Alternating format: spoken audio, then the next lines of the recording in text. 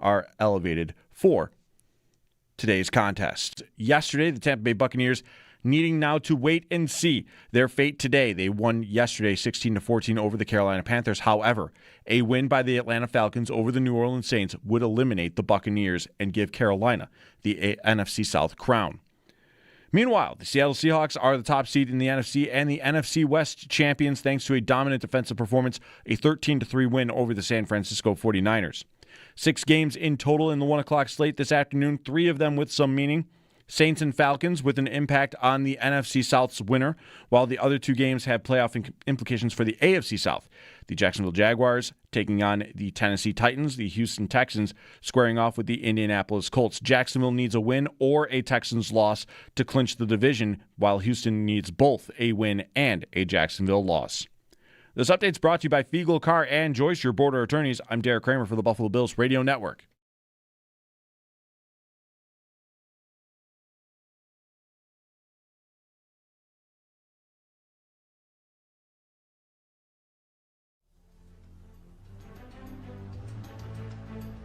Right now, this New England offense has got to get off its butt and do something. Their defense had a 3-and-out. Reward them for it. Intercepted. Picked off right side. Here goes Big Sam Adams.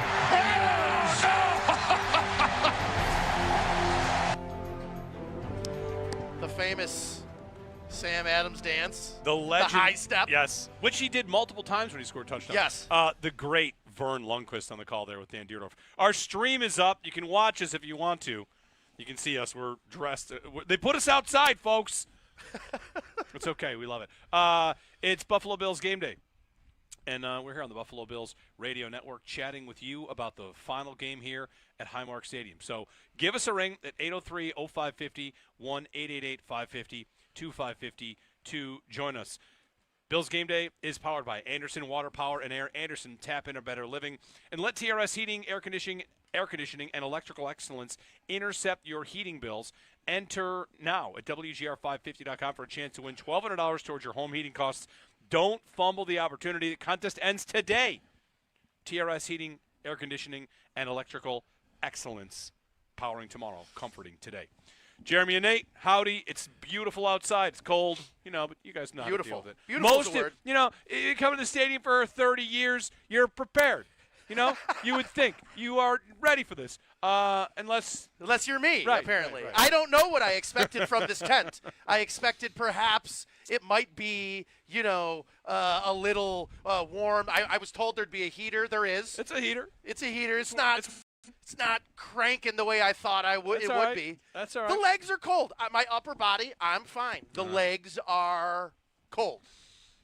The legs are cold. Well, when it's too cold for them, it's just right for us, Nate. Let's do it. Yeah. Up next, Allie in Denver is going to join us on this Highmark Memory pregame show. Allie, howdy. Hey, good morning, fellas. Happy game day. I was just going to call and give you guys a call.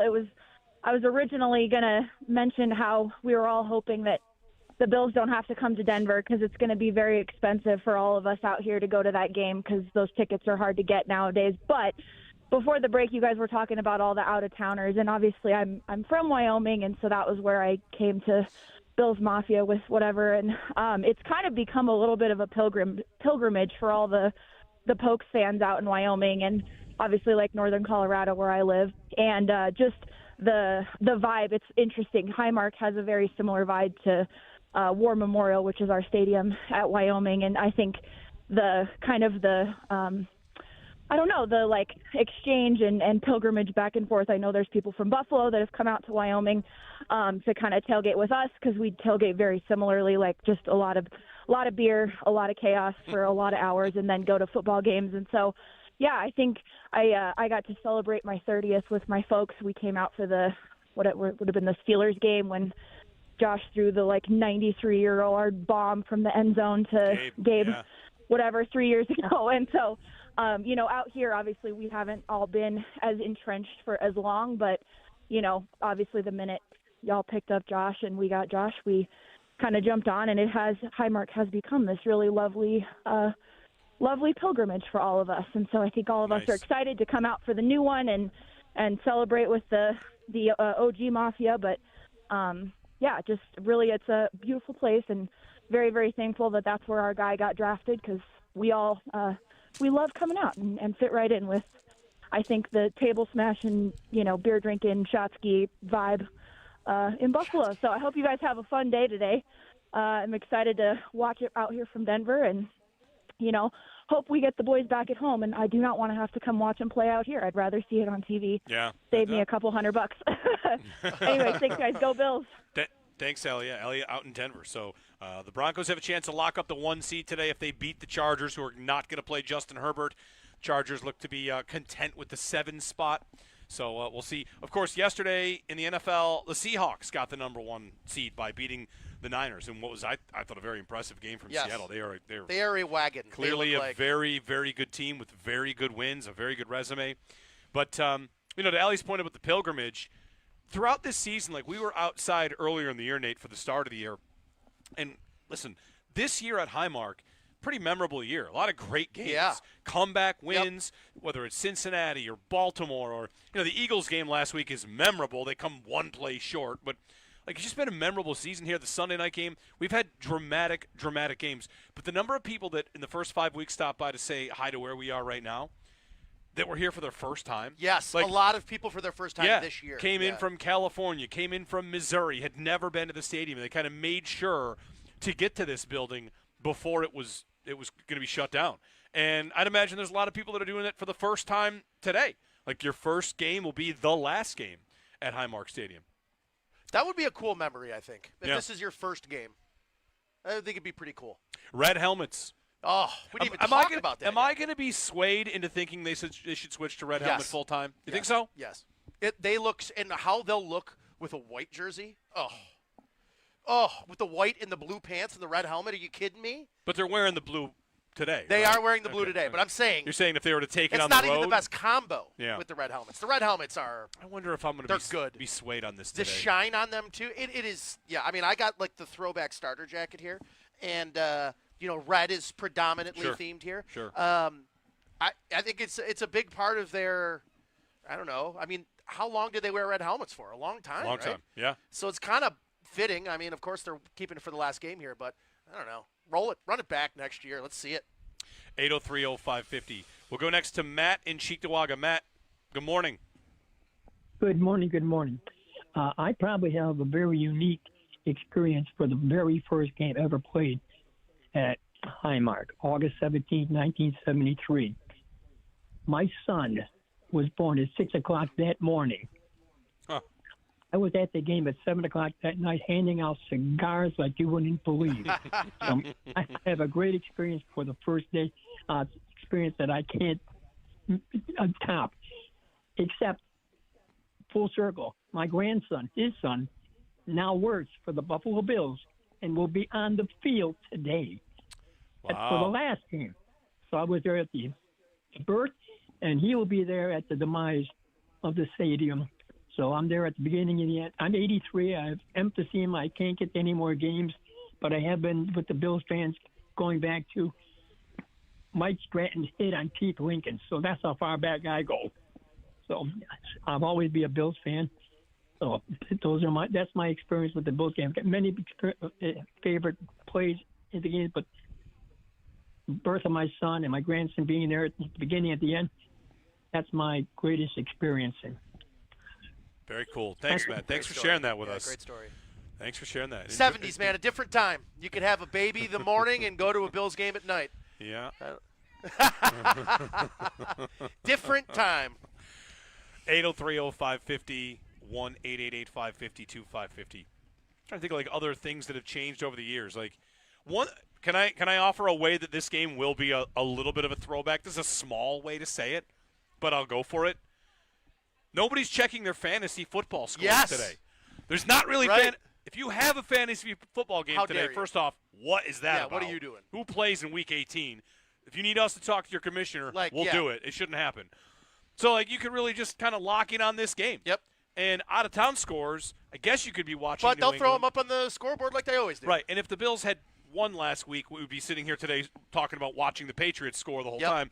But now it's just seeding. So you kind of get a crowd that might just be in a mood to just sit here and watch a football game that, watch the guys in the blue and the red and see if they win. So obviously it won't be to this extreme, but I imagine today will be a little like the 51-3 game against the Raiders, where the outcome is just, it's sort of irrelevant. It's just a party in the stands. Everyone's just enjoying the moment. Yeah. Again, it will not be that because the Bills, aren't a game away from a Super Bowl. Are you discounting Brady Cook's ability to come in and spoil this party? I am not. All right. Don't sleep on Brady Cook. I will. I definitely will sleep on Brady Cook. Fun fact on the Jets: there's one big thing to watch. They do not yet have an interception this year. That's crazy. That is crazy. It's crazy. It is nuts. Especially considering who their head coach is. The Bills intercepted a wide receiver Yes. this year. The Jets haven't intercepted anybody. Crazy. 803-0550. Jerry in California. Jerry, good morning. You're on Bills Game Day. Yeah. I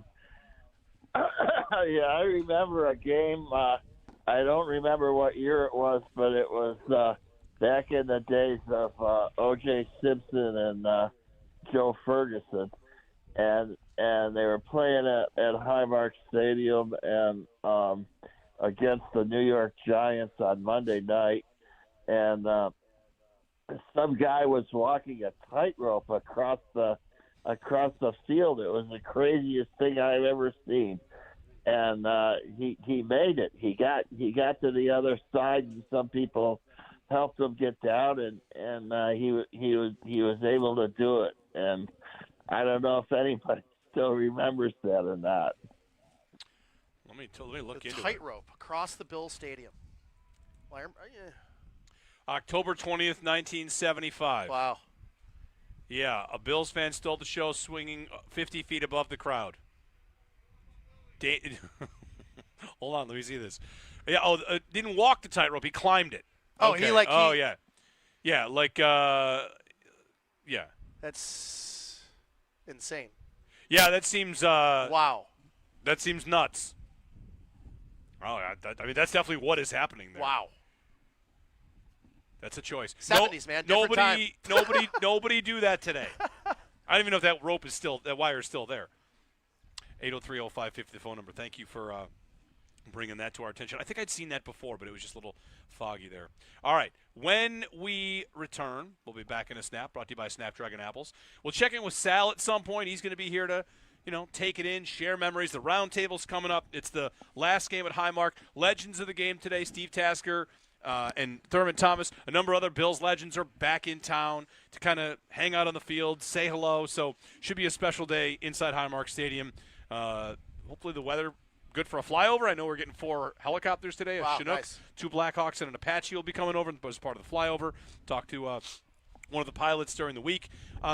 This flyover, which, will be the last for this stadium. Probably. Probably. Yeah. Most likely. When you tag your photos on Instagram that say last blah, blah, blah, you have to put at the bottom. Probably. Very small. Probably. You never know. Disclaimer. Jeremy and Nate, it's time for a break. We're back in a snap. It's brought to you by Snapdragon Apples, the official apple of the Buffalo Bills.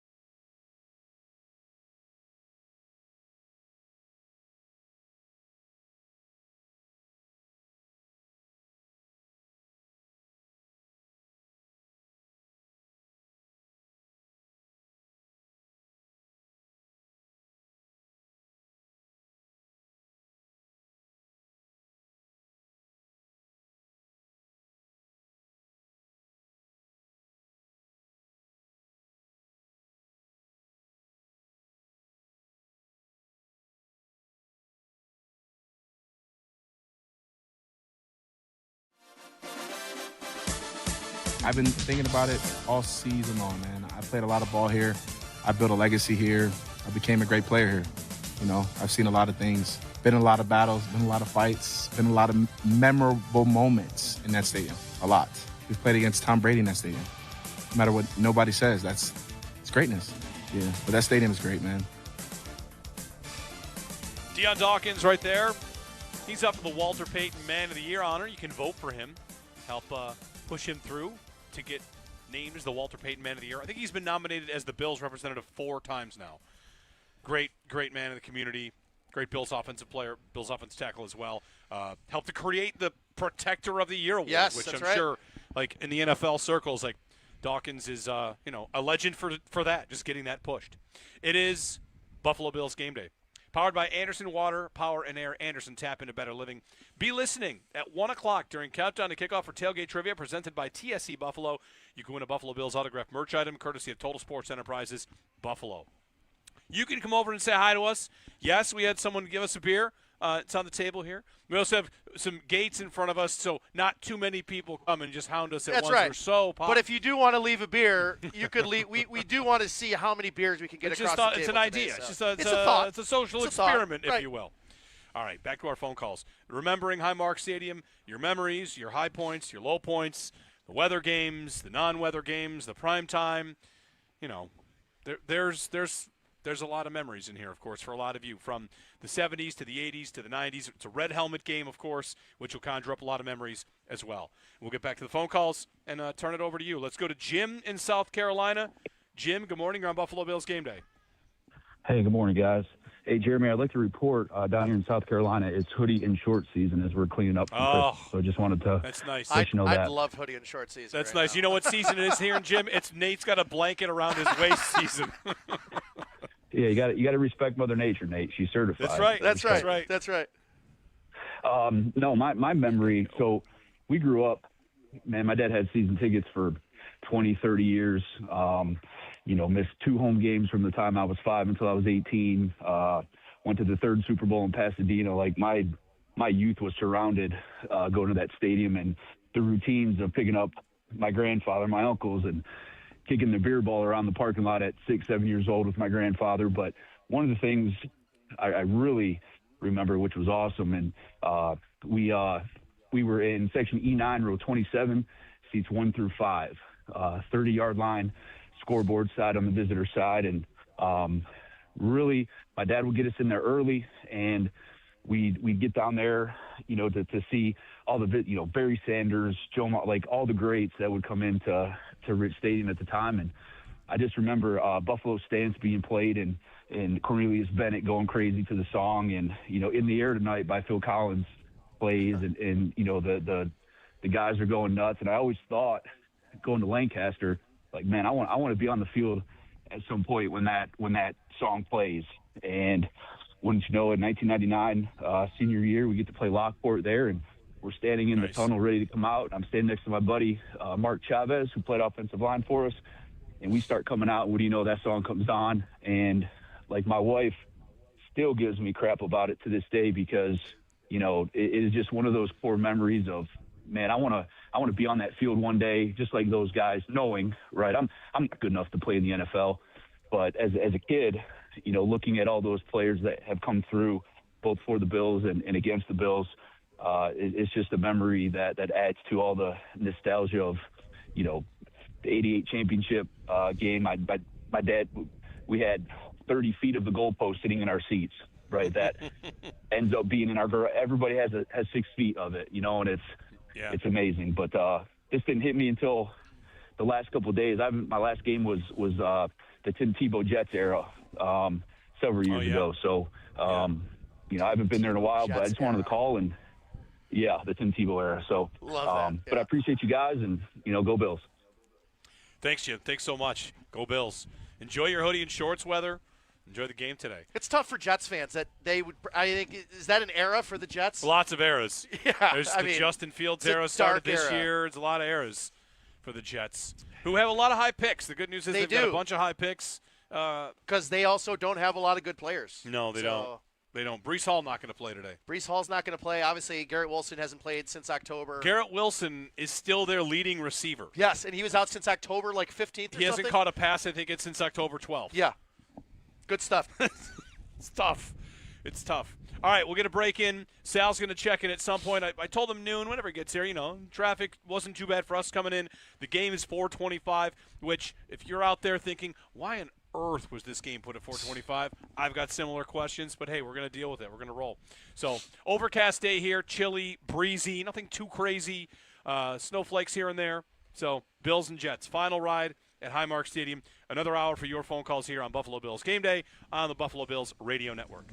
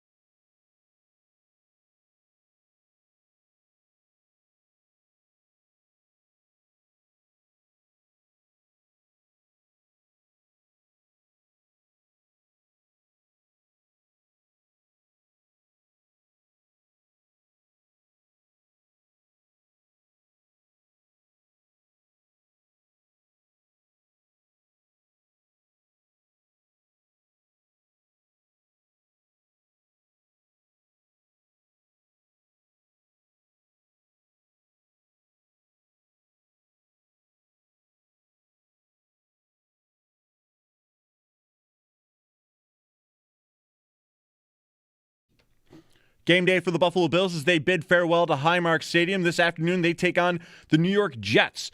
The injury report for this game brought to you by the Barnes from Injured for Help. Call 1-800-8-million.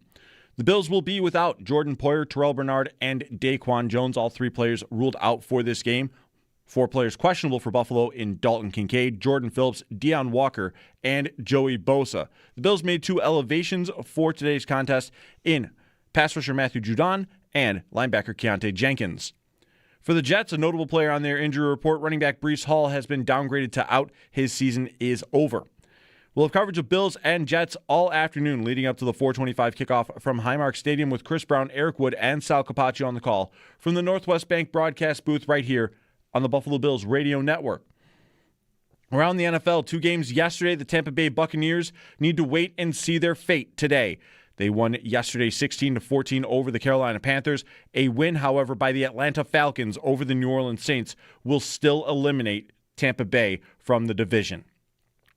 Meanwhile, the Seattle Seahawks are the top seed in the NFC as well as the NFC West champs, thanks to a 13-3 win over the San Francisco 49ers. 6 games in total in the 1 o'clock slate this afternoon, 3 of them with some meaning. Saints-Falcons has their impact on the NFC South's winner, while the other 2 games with playoff implications in the 1 o'clock window are for the AFC South.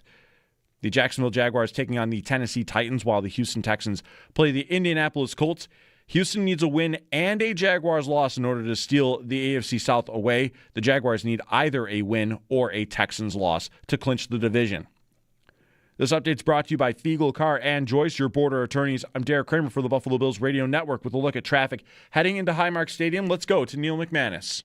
So far, so good along the major thoroughfares headed out to Orchard Park 90 West. Not seeing any delays there. The 219 South wide open, as is Route 5, albeit you will slow down a bit as you approach Woodlawn and Lake Avenue. Around the stadium, you can expect some bumper-to-bumper traffic along Mile Strip as you get off of the 219. You're seeing heavy delays all the way as you approach Abbott Road. California Road from Mile Strip down to Southwestern, heavy congestion there. You're also seeing quite a delay at Mile Strip as you approach McKinley. And, of course, Southwestern, very slow, ditto for Big Tree and Abbott. And another check of your bridge crossings into the U.S. from Canada. You can expect about a 13-minute delay at the Peace Bridge, 20 minutes at the Rainbow Bridge. Still no delay at the Lewiston-Queenston Bridge. Your drive to the stadium being brought to you by Paddock Chevrolet. Score big with new Chevys and quality pre-owned vehicles from Paddock Chevrolet.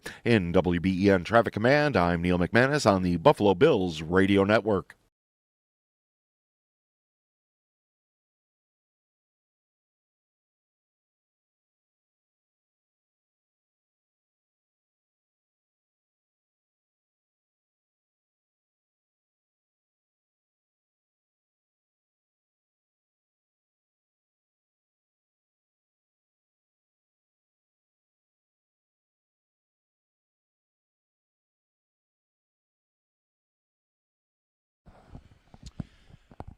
Good afternoon. Welcome in to Buffalo Bills Game Day. Jeremy White, Nate Geary, we're getting you ready for the 4:25 kickoff between the Buffalo Bills and the New York Jets with Chris Brown and Eric Wood calling the play-by-play from the Northwest Bank broadcast booth.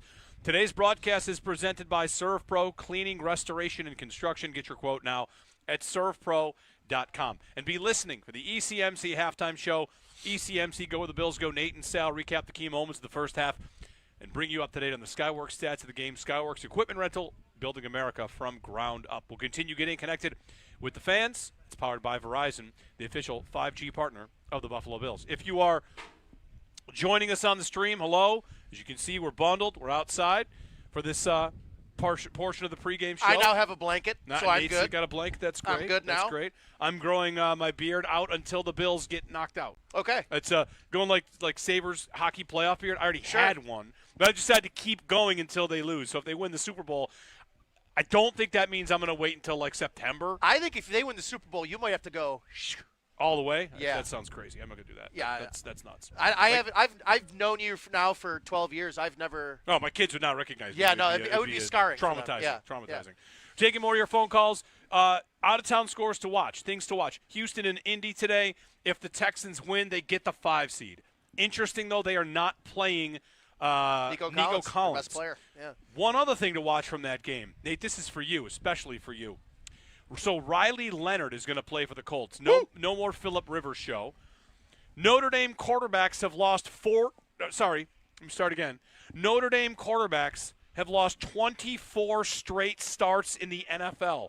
The longest streak by any college in NFL history. Well, we're tight end you, so that makes sense. We are not quarterback you. Riley Leonard can end the drought today on the road. And help the Bills. Yeah, on the road in Houston. That's easy. So you are rooting for Notre Dame.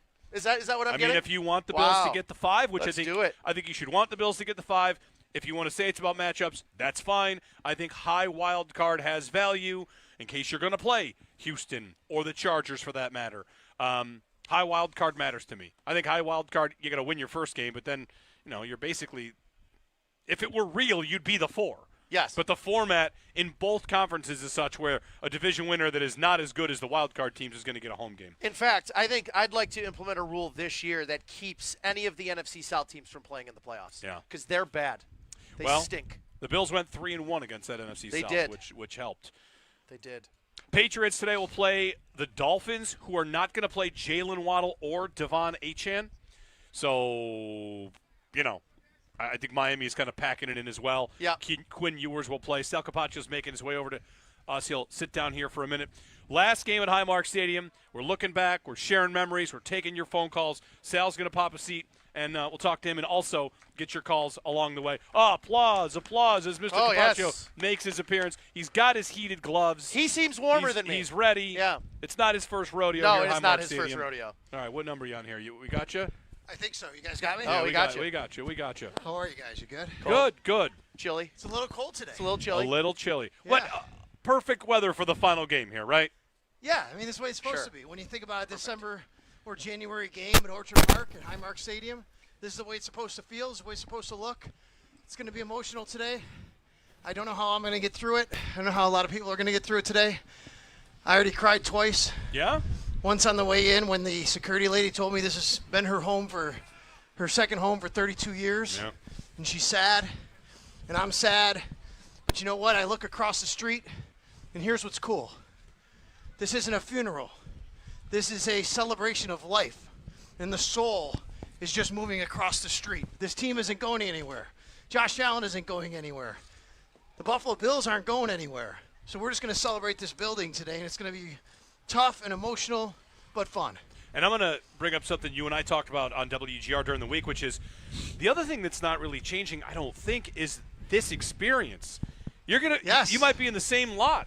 The tailgating, right. like this is kind of like as they were talking about how to build a new stadium and what to do, how important the tailgating atmosphere was, how important everything is. Like that's all staying, and to me, that matters an awful lot. Like this is not the last day before we all go to downtown Buffalo. Not that it would be a horrible thing Right. because there are different experiences and different can be good, but we're not saying goodbye to this to go to bars and then walk into a dome like you would in Detroit. 100%. Yeah. Like we're just going to do the same thing a little bit differently, and I'm glad we're not saying goodbye to everything. No, and you're right. And although the parking will change in some capacity because of what's happening with construction in the new stadium, a lot of the people who are coming today are going to be staying in the same spot they are and they have been for years with their friends and their family tailgating, right? And it's going to be a tough day today, but it's going to be a fun day today.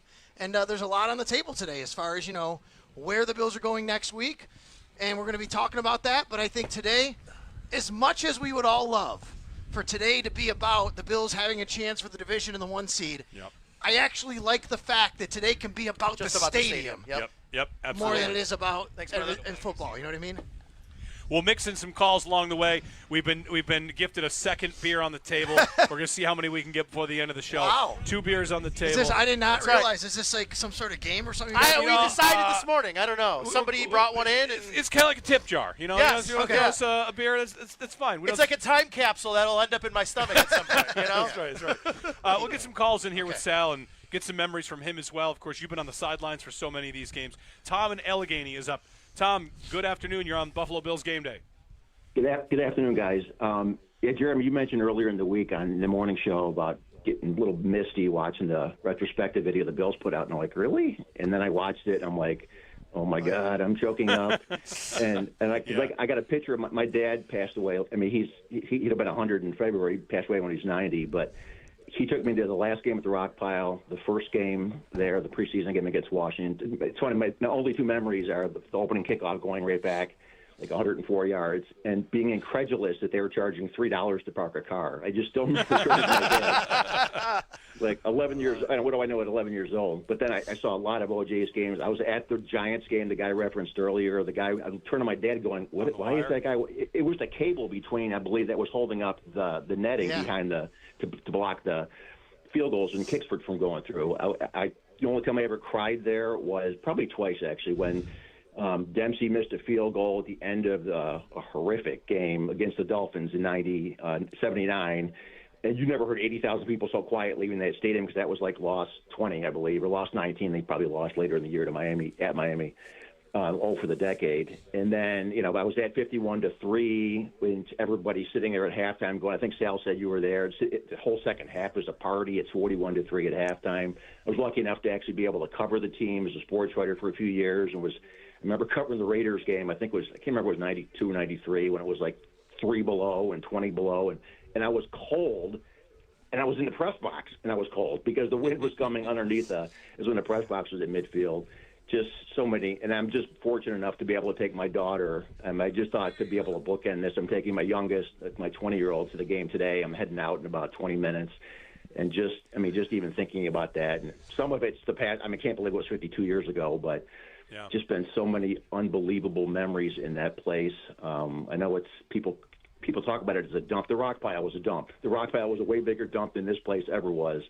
But I don't know what I think, like Sal said, I'll probably be crying as I'm pulling down a big tree, remembering, my daughter sitting next to me, and 50 years ago, it was all through the 70s and early 80s with my dad sitting next to me. The most vivid memory I have of being so excited was a game a lot of people don't think about, was 81. The Roland Hooks, really double Hail Marys. They completed 2 long passes with 30 seconds left and no timeouts. Beat the Patriots to go 6-6 to cling to their playoff hopes, and won the last 4 to make the playoffs. That's when they beat the Jets on the Bill Simpson interception at the end. And I remember hugging a woman halfway down the road. Half the stadium was gone. People had left. There was like 30,000 people left in the stadium. And that memory is so – I can't remember what I had for dinner last night, but that memory is so blazing in my mind. So, guys, I know I get a lot of calls, but thanks for the time. I really appreciate it, and hope you guys have a great day. Thanks for all the memories. I'm sure a lot of people, share similar memories of the games you're mentioning. 51-3. Like 51-3 is a topic. If there's the short list of every generation's kind of touch point, it's 51-3 for the 90s, right? And the drought was a long time in there. Like, I'm not making fun of it. The win over the Patriots is that one. So I was at that game with my college roommates from Rochester who had never been to a Bills game before. Perfect game? No. I'm saying in the 2000s. The Fitzy, 11. Even though the game doesn't rate like how. Right. But that's the game. There were people crying in the stands, and my roommates were looking at me and going, "Why? What are they crying for?" I'm like, it's hard to explain. You don't understand, man. All right, you don't get it. Well, and then of course the perfect game, like the perfect. Yeah, right. The perfect game is the one for me, where I've been coming to these games for a long time, and the year before they'd been in the playoffs. They beat the Colts, they beat the Ravens, and that's COVID, so there's only 10,000 people or whatever in the stadium. And I remember as we're trying to decide, like, am I going to enter for tickets? And I actively said, like, I don't want to go when it's half full. I'm glad if you want to go, that's great. I want my first playoff game to be a full Highmark, and that was the perfect game. Yes. So, like, to me, that is just like that's the one. That's the one for me. The perfect game is, I would say, this generation's 51-3. And I would say, as somebody who went to both games at different stages of my life, as a fan, high school senior at 51-3, as a professional on the sidelines for the perfect game, there are a lot of similarities. Of course, the biggest one is you knew for the entire second half you were winning this game. And against the Patriots, it's burying the evil empire once and for all, putting that nail in the coffin. They are dead. They are done. This is our division. 51-3 is the number one experience I'll ever know. There's nothing close to me ever in this stadium.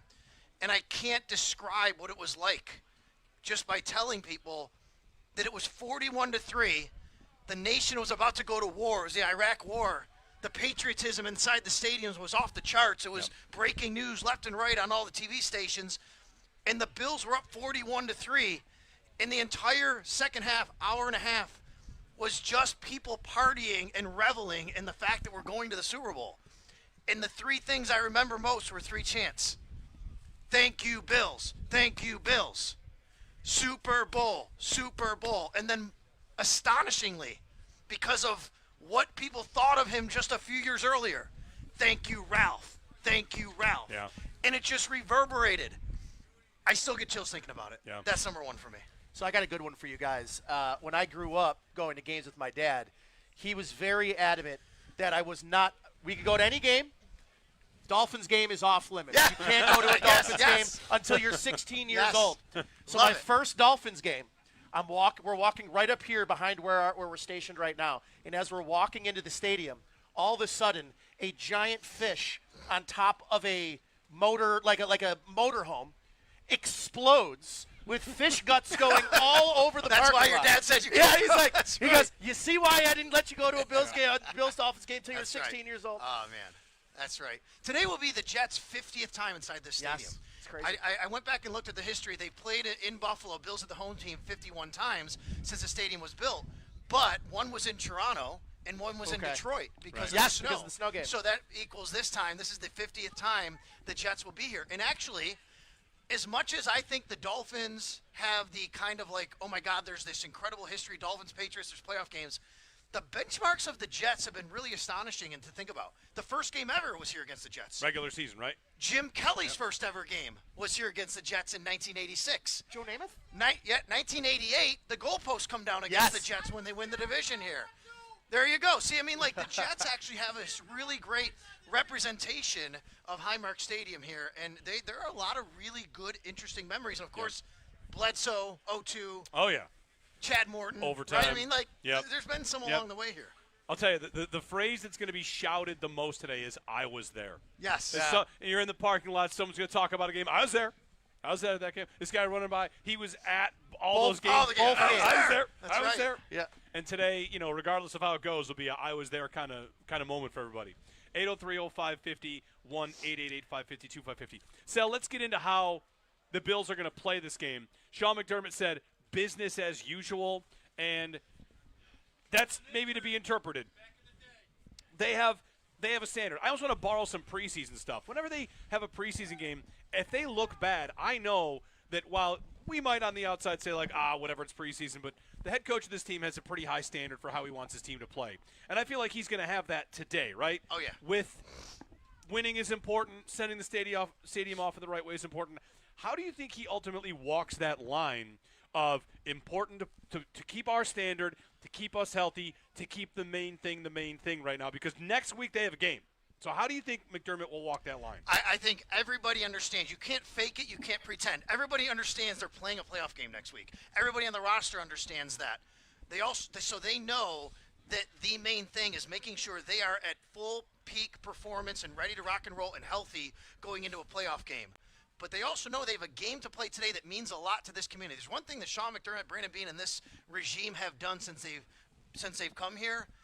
They have really instilled the importance of this team to this community, to everybody in that locker room. Everybody in that locker room understands what today means to this crowd, what it means to this community to be out there today. And they want to give it a proper send-off. And guess what? I'm guessing, let's say, Joe Andreessen's probably going to start at Mike linebacker, for example, right? And Dorian Williams at will. And you're going to get different offensive linemen. This is their opportunity to show and to say they sent this stadium off the right way for the people who care. And I think that's how you do it, Jeremy. Yeah. This is your chance and your opportunity to really have a legacy inside this stadium for this community and this fan base for that group that's playing today. I also think, too, and I mentioned this to Jeremy, it kind of feels like the defensive line rotation isn't necessarily set in stone as we head into the playoffs. I would say Fedarian Mathis has played his way into meaningful snaps as they head into the wild card. Matthew Judon will likely make his Bills debut today. He was elevated off the Bills practice squad. You know who's playing well lately? TJ Sanders. TJ Sanders playing well lately. I think he's starting to figure it out. Solidifying your position on this defensive line going into the playoffs, that might be the one thing in this game that has real meaning on the field. No doubt about it. And, of course, the other part, Jeremy, is I'm super fascinated with How do they treat James Cook? Yeah. Like, what happens at 1 o'clock with Jonathan Taylor? What if Jonathan Taylor passes James Cook by 50 yards? You keep James in long enough to pass Jonathan Taylor. Then you have Derrick Henry lurking 137 yards currently behind, who plays tonight. You have no control over that. What if Jonathan Taylor doesn't get to James Cook? Do you just sit him entirely and say, whatever happens tonight, we need you healthy? Josh Allen has a chance for the 40 touchdowns again, right? But, and we know Josh is going to start. We know that because his streak is important to him. But how quickly do you get him out? And then back to your preseason point. When they don't play well in the preseason and Sean says, we need to go out there the next game and play well. They do. I wonder if he feels that they need to have a little bit of that going into this game. Yeah. There's also incentives. Guys Lots have of incentives. Lots if of you're incentives. Dawson Knox, like, hey, I need 7 receiving yards. And, it's one of the things that it's funny because as a fan, you definitely don't have to care about that stuff. It can affect your salary cap a little bit here and there. But for a team, I think it's important, and I think players kind of know and coaches know that even though sometimes contracts get dicey and there's whatever, it can be difficult. Once you get to this stage, coaches are often like, one way I can get my guy is if I get him his catch. 100%. I saw Chris Long talking about he had a sack in the final preseason game. He's on the Greenlight podcast. Final regular season game, he got a sack for a $500,000 bonus, and he showed the highlight. And he sacked the quarterback, and he starts pumping his fist at the sky.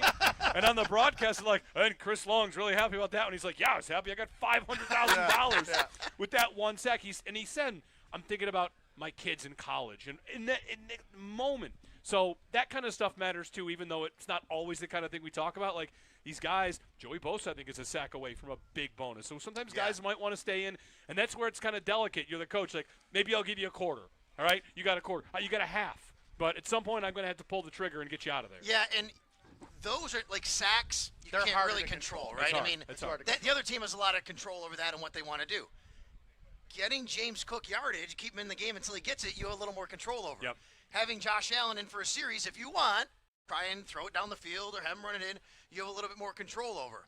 I think the bigger picture with this group, most guys would say, look, they totally get it. If it happens, it happens, but it's more important to be ready to play next week. But to your point, Jeremy, you're right.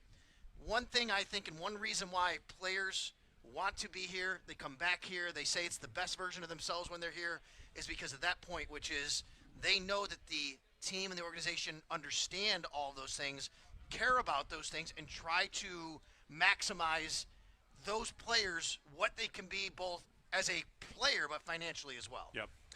803-0550. Before we get to calls, all right, the list of players that you would expect to see very little from. Yeah. Allen is one. Past that. Well, we know who's out. We know it's going to be Daquan Jones, Jordan Poyer, and who's the other person declared out? It's off the top of my head right now. Terrell Bernard. Terrell Bernard, thank you. So, with Terrell Bernard out and an older Shaq Thompson who came up with a neck injury last week, my expectation is Shaq either does not play at all or I would say Joe Andreessen gets the start at Mike linebacker. Would agree. Okay. I would say Dorian Williams might start at will. Keontae Jenkins is elevated. Those are guys I think probably get out early. Tre'Davious White, Christian Benford, how does that work? Putting those guys out there, I'm not really sure. How do you want to play all that? The other one, the real one to watch here, I think today, is the offensive line because there's only 9 possibilities. Somebody's got to play a lot. Is that Osiris Torrance? Somebody's got to play a little bit more than normal. And then one more I'll give you. What do they do with Keon Coleman today? Is Keon Coleman play and he's active and they say, here's your chance, go show us what you can do? If Keon Coleman is inactive today, that speaks so many volumes. Yes. That might be the biggest storyline that none of us have really talked about this week. There is kind of no reason for him to not be on the field active today. It would be it would be a huge statement by the organization. No doubt about it. And then, of course, you have Dalton Kincaid, who's been dealing with the knee. I doubt he would play at all. Why would he play in this type of situation? You're going to need him ready for next week. And then Deion Walker was listed as questionable with the illness as of yesterday. So maybe back to that D-line rotation, give guys more time. All right. Very good. Sal, enjoy it. Stay warm. One final ride at Highmark Stadium. Yeah. You got it, man. Enjoy it, everybody. All right. It's Buffalo Bills game day. We'll be back in a snap, brought to you by Snapdragon Apples, the official apple of the Buffalo Bills. If you're on hold, stick with us. We'll get connected with the fans. Tell more stories, share your memories, and send Highmark off in style here on Buffalo Bills game day.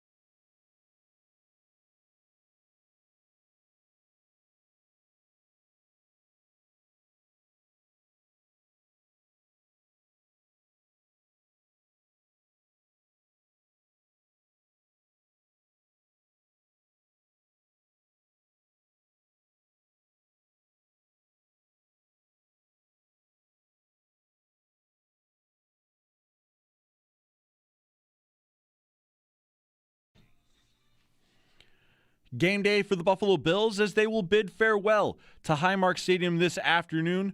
On the field, they'll be taking on the New York Jets. Injury report for this game brought to you by the Barnes Firm. Injured for help, call 1-800-8-million. The Bills will be without Jordan Poyer, Terrell Bernard, and Daquan Jones for today's game, while Dalton Kincaid, Jordan Phillips, Deion Walker, and Joey Bosa are questionable for the Bills this afternoon. Buffalo did make 2 practice squad elevations yesterday in pass rusher Matthew Judon and linebacker Keontae Jenkins. As for the Jets, a notable player on their injury report, running back Breece Hall, has been downgraded to out. He will not play in the final game this season for the Jets. We have coverage of Bills and Jets all afternoon leading up to the 4:25 kickoff from Highmark Stadium with Chris Brown, Eric Wood, and Sal Capaccio on the call from the Northwest Bank broadcast booth right here on the Buffalo Bills radio network. Around the NFL, 2 games yesterday. The Tampa Bay Buccaneers need to wait and see their fate today after their 16-14 win over the Carolina Panthers yesterday. A win by the Atlanta Falcons over the New Orleans Saints will still eliminate Tampa Bay and make Carolina the winners of the NFC South. Meanwhile, the Seattle Seahawks, there's no question there, the top seed in the NFC as well as the NFC West champions thanks to a dominant defensive performance 13-3 last night over the San Francisco 49ers. 6 games in total in the 1 o'clock slate this afternoon, 3 of them with some meaning. Saints-Falcons having their impact on the NFC South. The other 2 games in the 1 o'clock window with playoff implications are in the AFC South. The Jacksonville Jaguars taking on the Tennessee Titans, while the Houston Texans take on the Indianapolis Colts. Houston needs a win and a Jaguars loss in order to sneak away with the AFC South. The Jaguars need either just a win from themselves or a loss from the Texans. This update is brought to you by Fiegel, Carr, and Joyce, your border attorneys. I'm Derek Kramer for the Buffalo Bills Radio Network. For a look at traffic heading into Highmark Stadium once again, let's hear from Neil McManus. So far, so good on our trek to the stadium this afternoon. The 90 westbound and southbound 219 both moving well. No problems to report there. Are seeing a bit of a slowdown along Route 5 through Lackawanna. And same goes for South Park in that area, especially near Ridge Road. You're seeing a bit of a delay there. Seeing a very good delay as you exit the 90 at Mile Strip and getting right by McKinley there. Southwestern, Big Tree, obviously very slow go for you there. Same goes for Abbott Road and California. Heading down from Mile Strip to Southwestern, you've got a long wait ahead of you right there. And once again, for our neighbors to the north who are coming across the border for the game, entering the U.S. from the Peace Bridge, you're looking at a 17-minute wait, 14 minutes at the Rainbow Bridge, still no delay at the Lewiston-Queenston. Your drive to the stadium being brought to you by Paddock Chevrolet. Score big with new Chevys and quality pre-owned vehicles from Paddock Chevrolet. In WBEN Traffic Command, I'm Neil McManus on the Buffalo Bills Radio Network.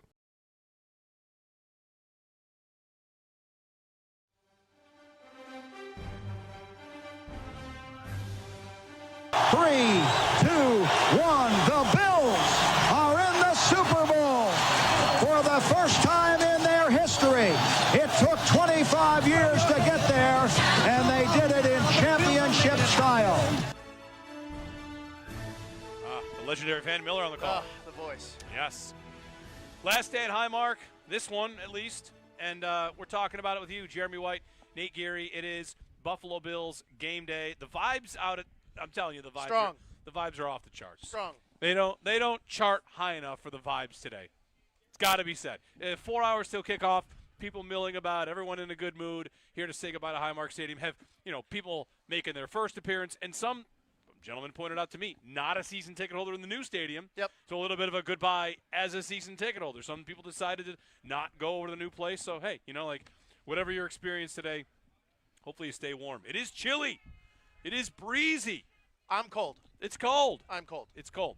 And we'll take more of your phone calls at 803-0550, 1-888-550-2550. The good games. What's more fun to remember? The good games or the bad games? Well, for me, you could say like, "Oh, it's at 51-3. Oh, congratulations. Were you at 6-3?" Yeah, because if you weren't at 6-3, then don't tell me about the 51-3. Right. If you don't love me at 6-3, you don't deserve me at 51-3. I would tell you that because of my age, there's not a lot of the good ones. Like the good ones are recent. Yeah, there's a lot of good ones recently. Like all of my games are terrible heartbreak. 2 against the Steelers, the Stevie Johnson drop. I mean, just most of mine were miserable, to be honest. We'll get some more phone calls in. 803-0550, our phone number, 1-888-550-2550. To everyone calling and waiting on hold, thanks for being patient with us. It's great to get so many of you through and talking memories. Craig in Ohio is up next. Craig, good afternoon. You're on Buffalo Bills Game Day. Good afternoon. Thanks for taking my call, guys. So I've been a Bills fan all my life here in Ohio. I think I had a pair of pajamas when I was a little kid, and it just stuck. But the memory I have, one and only, in the stadium is it was 1996, I think, or 97. The Cleveland Browns didn't have a football team. So me and 2 Browns fans and a Bengals fan drove up to the stadium, and all these Browns fans came over from Cleveland and rooted against the Bengals since they didn't have a football team. And they had I met the guy, Big Dog, back in the day, who wore that rubber mask in the dog pound. Oh, yeah. And he was right there. And the Bills just clobbered the Bengals that day. And, yeah, that was a great memory. And I covered the Bills around Ohio. I get to Cincinnati. I was going to go to Cleveland a couple weeks ago, but I got the flu bug. And Indianapolis last week. And my kids I got those brainwashed. They're 12 and 10 girls, and they're all in. So it's a lot of fun. Beautiful. Thanks, Craig. I hadn't thought about that. Like when the Browns lost the team, you need something to do, right? Quick drive up the 90. That's right. There's a strong Cleveland contingent here today. Not Browns fans, but like Bills fans from Cleveland. Yes. We just met 2 different Bills fans from Ohio, so and from the Cleveland area. You know, whether you move there or whatever you do. Oh, fix my camera. The people are demanding to see. Yes, the people are demanding. They're demanding to see me. The hat. Yeah, there, I'm back. It's a high vis hat. It is. You can see it. It reflects. It's just a good. I like the style of hat. It's is fluorescent. Great. It's got the ear flaps down, which is important. All right, we'll get to more of your phone calls. 803-0550 to Lee in Buffalo. Lee, good afternoon. Good. How are you? Good. We're good. How are you? Good. Yeah. Just I got a few things, because when maybe I'm giving my what the heck. I'm almost 50 years old. My father had season tickets during the glory days, and I remember the 51-3 blowout, and Ralph Wilson was throwing hats right above us, and he was screaming, "This is my team," and the other thing that really was interesting for me as a kid growing up in that stadium is when Dan Marino came into town. It was such a good rivalry. The buzz around the city, the buzz in the stadium. You just don't see the rivalries like that anymore, especially when John Elway came here. Yeah. When the Bills, I was at that game, when the Bills trounced Joe Montana in Kansas City. Especially the comeback game, which they probably should have never won. I'm going to be honest as a Bills fan. Don Beebe stepped out of bounds. But, there's just so many. I could go on and on of how many times. I remember this one game where the floor was actually shaking, and that's not a lie. Yeah. And so. Yeah. Well, thanks for the phone call, and thanks for sharing those memories. As you talk about the Marino years, like that's where you had 2 Hall of Fame quarterbacks in the same division. Yep. Which does not happen in the NFL period that often. Only 4 teams in a division. And, I'm not going to crown Drake May a Hall of Famer. Let's not do that, yeah. However, people seem to think he's about to win the MVP. Yeah, he very well could. In the AFC North, you have like Lamar and Burrow in the same division. Yep. And for a while there, you had Flacco and Roethlisberger. But, most of the time, a division has a kingpin and somebody that's just, kind of scrappy. Like Mahomes has Herbert there. He's not quite – right? If the last 2 MVPs are in this division, you don't have to like Drake May's MVP. If he does win it, it would be kind of crazy. But if he wins it, I think the rivalry between the Bills and the Patriots, especially if they meet in the playoffs this year, man. Get ready. Yeah. Get ready because it's just gonna launch to another stratosphere. The Patriots already have the division; they have that. If the Bills are able to smack them out of the playoffs, then you kind of still get to claim to be the king of the hill. If New England takes the crown, it's like, all right, cute, flash in the pan.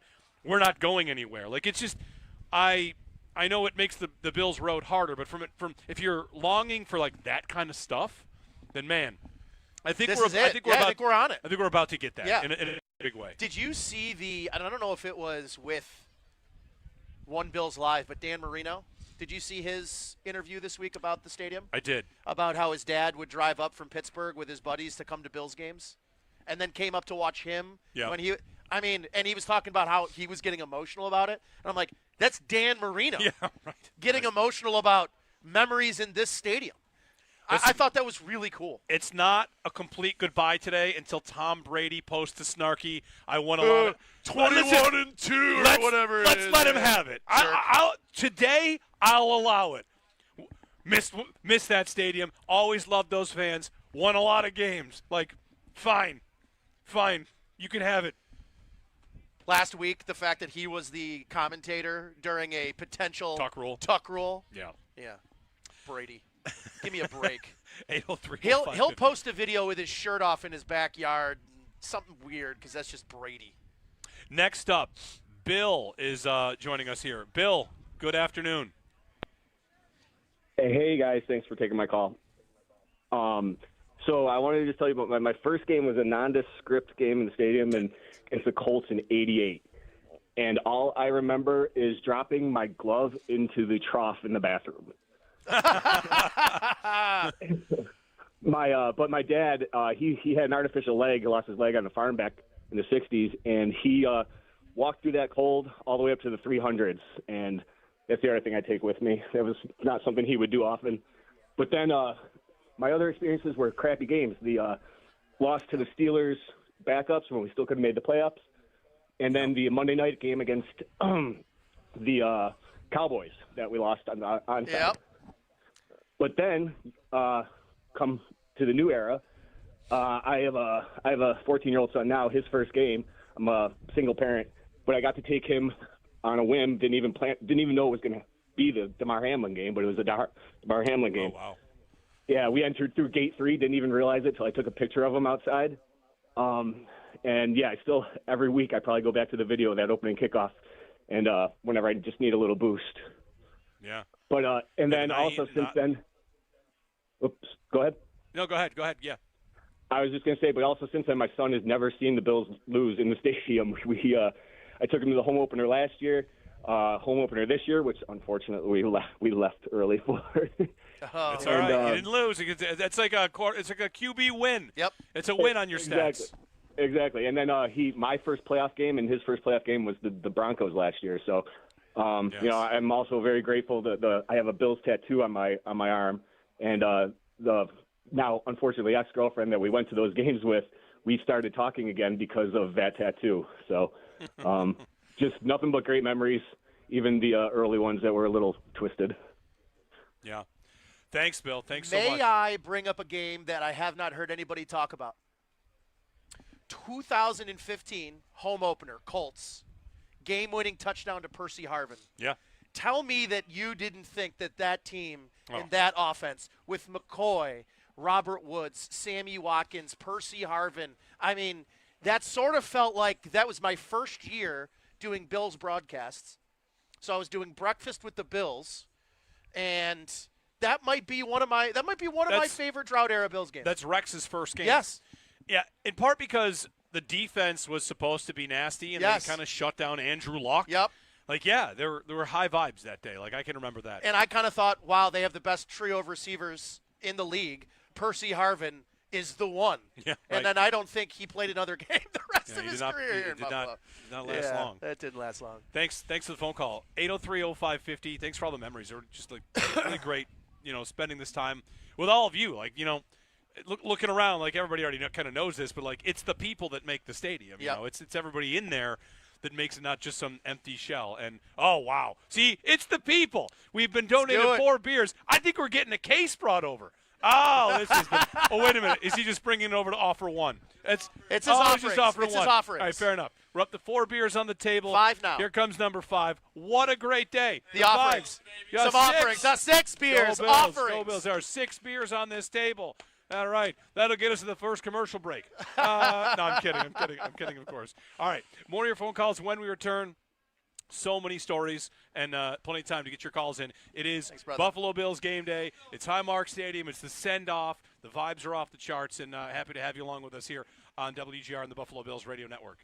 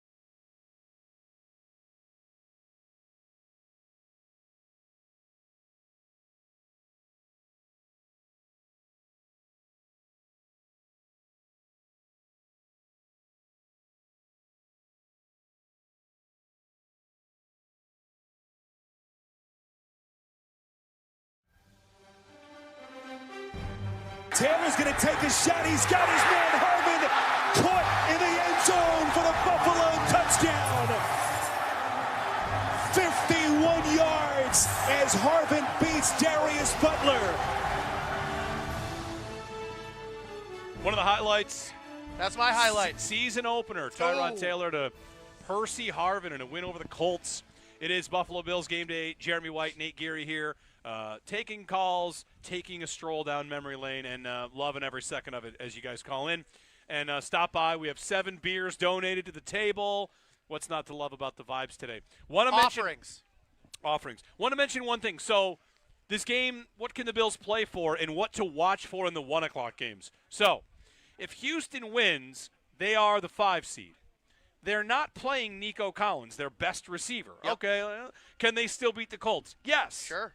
However, they have to scoreboard watch. And if it's halftime and the Jaguars are up 35-0 on Tennessee, Houston might look at that and say, yep, all right, we're done. We're not playing for the division, and we don't think it's worth playing for the 5. They might, who knows what they're going to ultimately decide. But they've already decided not to play Nico Collins today. So just remember that the Texans might try up to a point and then realize, well, we can't get a home game, and we don't care about 5, 6, or whatever. Yep. So then if the Texans do lose, the Bills can jump in if they wanted to play for the 5. I don't know how hard they would do that, but that could mean you're a 5 seed. You're going to the winner of Baltimore and Pittsburgh, who play tonight. One more thing on Baltimore and Pittsburgh. These two, the Bills played Baltimore and they played Pittsburgh. They beat them both. They destroyed Pittsburgh. Yes. And then Baltimore, they beat in obviously a very memorable opening day game. I would just say this. Neither defense is that bad anymore. Baltimore's defense is a lot better. And Buffalo's defense is a lot better. Yeah. So if they played again, I would not expect it to look like right. it did. Hot take, I would not pick 41-40. No. I would agree with that. I think it'd be a very different game. I like the Bills' chances in almost any first-round matchup. But at the same time, I think, the playoffs this year are more open than ever before in the AFC. On the NFC side, Seattle's the 1 seed. The Bears are playing for the 2. The Eagles are playing for the 2/3. So there you go. And then, of course, and the oddest thing in the NFL calendar this year, the Saints and the Falcons will play with nothing to play for. Yes, except to unseed one of their division opponents. But to determine who wins the division, yes, the Falcons or the Bucs or the Panthers. It's all very strange. Let's get one more call in, one more trip down memory lane. And, of course, things will continue with Countdown to Kickoff, but we'll go to Phil, who's here, coming in for the game. Phil, good afternoon. Hey, how's it going, guys? Great job today. Good. Sounds great. Thank you. Yeah, I go way back. I'm going to be 69 this year, and I've been to the Rock Pile for my first couple of games when I was a little kid, and I've lived through it all from the 70s right through present. Presently I'm a season ticket holder for the last 15 years or so. Well, anyway, lots of memorable games. Who can say this? The opening of this year was phenomenal. But anyway, there's a lot of those games through their history. But two that stick out with me. One is we played Minnesota on a Monday night game. Ferguson back to throw. Last play of the game, clock went to 0, and he hit Butler for the win. But what happened in the game was a guy crawled out stark naked on the guide wires to the nets that hold up for field goal kicks. Oh, the place went insane. Yeah, we've seen. What was that? Go ahead. No, go ahead. No, you finish up. Go ahead. Oh, yeah, and my other memory is same kind of scenario. We were playing Jacksonville, last play of the game, no time Ernest left, Wilford. and Flutie runs one in. But what made that more memorable is at the time, my son and I, we used to work at the field house for the Bills, and we got to go into the game. So that morning in the field house, I got Flutie to sign my son's hat for him. And then after the game, I was parked in the employee parking lot, and parked next to me was Rob Ray. And he was blasted, and he locked his keys in his car. And what a fiasco that was, getting his car open for him. And he signed my son's hat, too. So that was a great day. One I'll never forget, but lots of great memories in this stadium.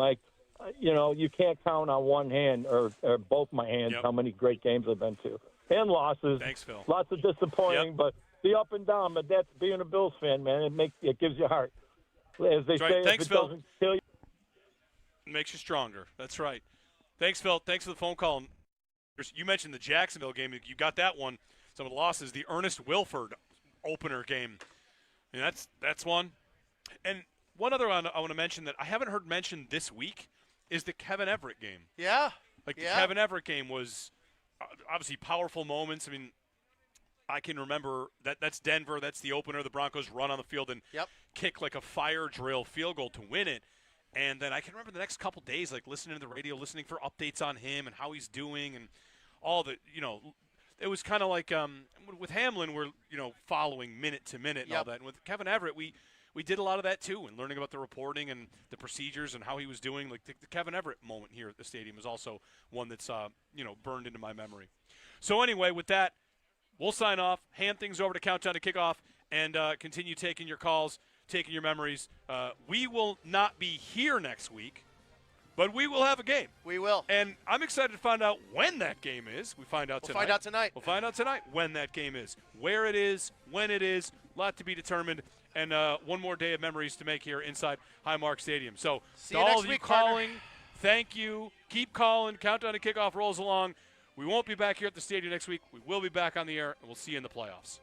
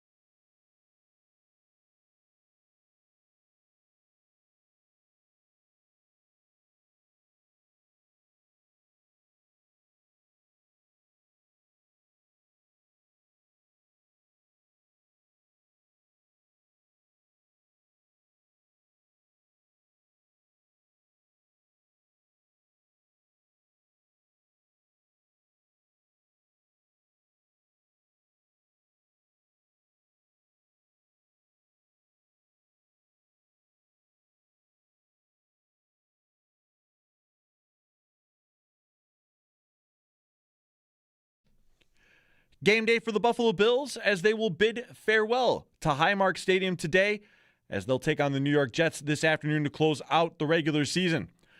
The injury report for this game brought to you by the Barnes Firm. Injured for help, call 1-800-8-MILLION.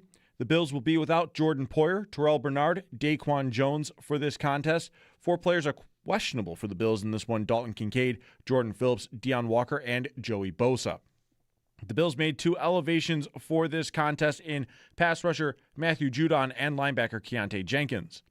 For the Jets, a notable player on their injury report, running back Breece Hall, has been downgraded to out. He will not play in this game. We'll have coverage of Bills and Jets all throughout the afternoon leading up to the 4:25 kickoff from Highmark Stadium with Chris Brown, Eric Wood, and Sal Capaccio on the call from the Northwest Bank broadcast booth right here on the Buffalo Bills radio network. Around the NFL, 6 games in the 1 o'clock slate getting started now, 3 of them with some playoff implications. The Saints and the Falcons will help determine the winner of the NFC South.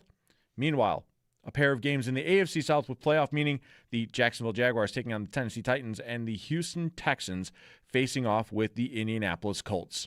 This update's brought to you by Fiegel Carr and Joyce, your border attorneys. I'm Derek Kramer for the Buffalo Bills Radio Network with another look at traffic heading into Highmark Stadium. Let's hear from Neil McManus.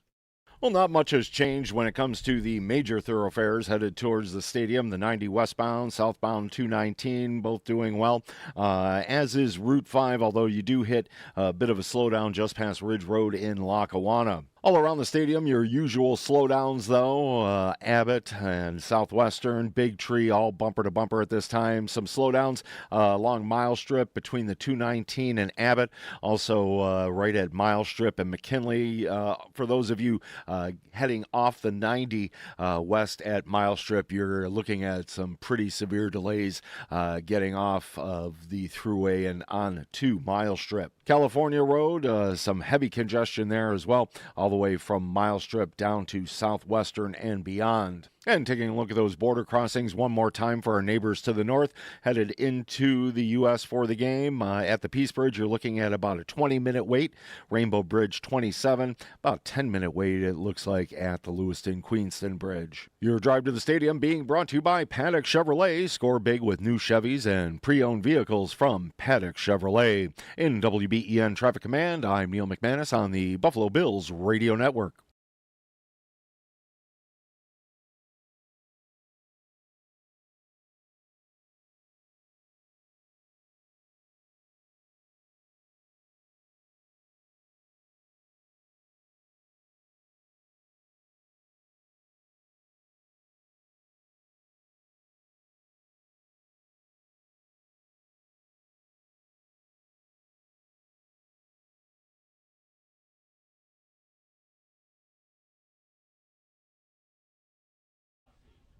All right, welcome into Countdown to Kickoff, a chilly Countdown to Kickoff here in front of the stadium, right at Gate 5. I'm Nate Geary. Sitting next to me is Sneaky Joe DiBiase. We're getting you ready for the 4:25 p.m. kick between the Buffalo Bills and the New York Jets, with Chris Brown and Eric Wood calling the play-by-play from the Northwest Bank broadcast booth. Countdown to Kickoff is presented by Northtown Automotive. Whatever you're looking for, you'll find it at Northtown. Good afternoon, and time now for the Northtown Hyundai pregame huddle. Northtown Hyundai, Western New York's premier Hyundai dealership.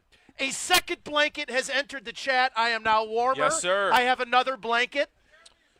He's much warmer than me. It's got Shotsky. That's probably why. All right, that makes sense.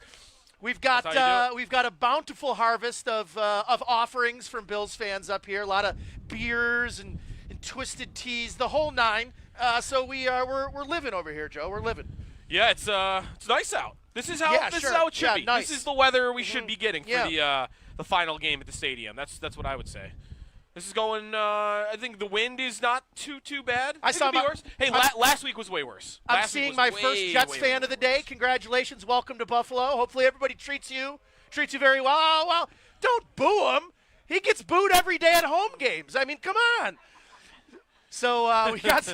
That's the first Jets fan I've seen. I've been out here for 2 hours, so good to see some of them made the trip up here.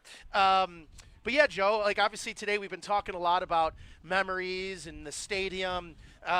You and I haven't had a chance to really talk much about that over the last 2 weeks. I think my favorite one I brought up last hour was 2015 home opener. Bills. Yeah, I was at that one. I was at that one as well. That's one of those underrated ones where the pop of the crowd when Percy Harvin scored like a long touchdown in that game. That's Tyrod's first start, which was robbed from him by Matt Castle, That's so right. it doesn't go on his record as a win.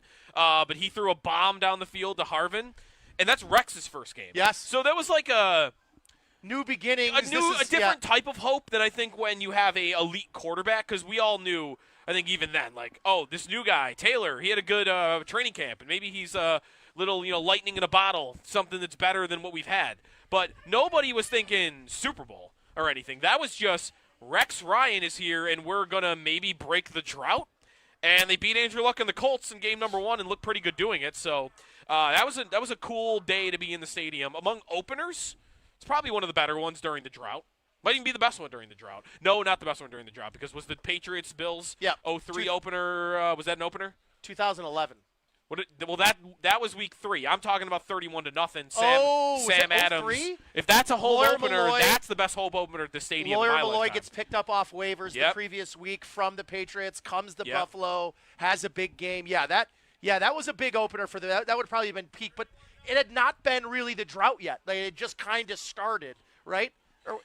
That is, it's only the 4th year, right? Yeah. It's only 3-4 years into it. Sam Adams, It wasn't really a drought yet. No. So that's just, Brady wasn't even Brady yet, right? Brady won the Super Bowl. It was just mild depression.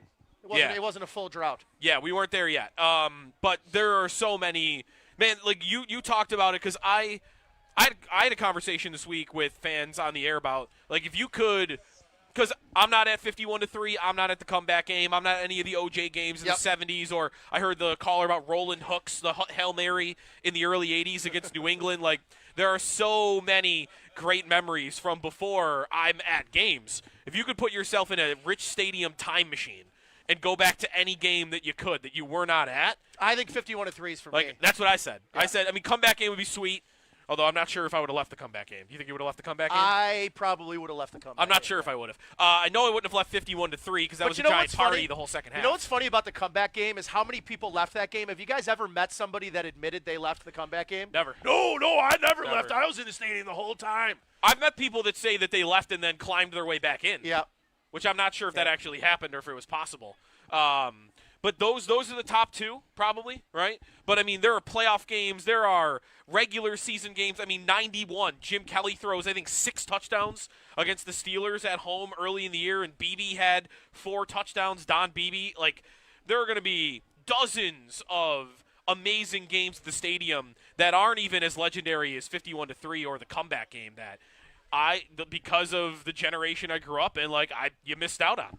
But there are a lot of fans that went through all of that went through, the drought and made it to this, this Allen era as well.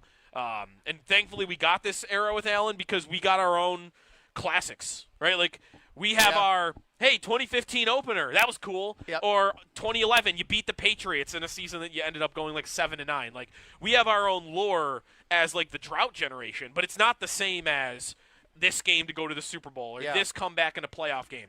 And McDermott, Allen, in this era have given our generation their own classics. Perfect Game is going to be number 1. If you were there for the Taron Johnson pick 6, I know a few people that were there for that game. There are other playoff games along the way as well. Baltimore last year, Terrell Bernard punching the ball out at the end. We got our own classics in the last 5 to 7 years. Yeah, we had a really good, strong end of the stadium run. There's no doubt about it here in Western New York. And Josh Allen, obviously the catalyst for a lot of those. Let's get back to the phones and let's hear from some more people, and it's time to get connected with our fans. Powered by Verizon. Get to your local Verizon store to check out the latest deals, and let's start with Ben in Chicago on Countdown to Kickoff. Ben, good afternoon to you. You're on with Nate and Joe. Well, being a 39 years Buffalo Bills fan, it's basically in an end of an era, right? In a built-in, roaring, concrete cathedral where literally Hall of Fame legends were born. If that doesn't give you chills and tell you what kind of emotions that, we would be having in this game, there's nothing like it. This stadium, I've been to multiple stadiums, NFL stadiums. Yes, I'm biased. I'm a diehard Bills fan, but there's nothing like the Ralph, right? And quickly, we guys already mentioned about the Sam Adams pick and the greatest playoff. Got to put that in quotations in NFL history. Here's a couple of mine. back in 1995 versus the Dolphins, Carwell Gardner and Brian Cox.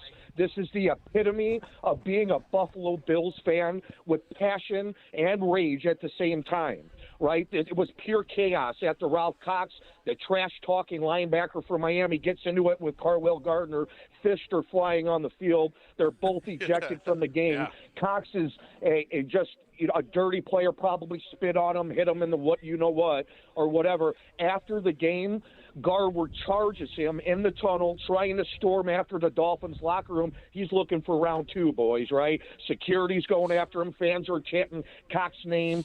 He flipped off the crowd before in 93. Yeah. That is a huge one for me and an epitome of being a Bills fan. The last but not least, and my favorite, January 1994, AFC Championship game, Rich Stadium.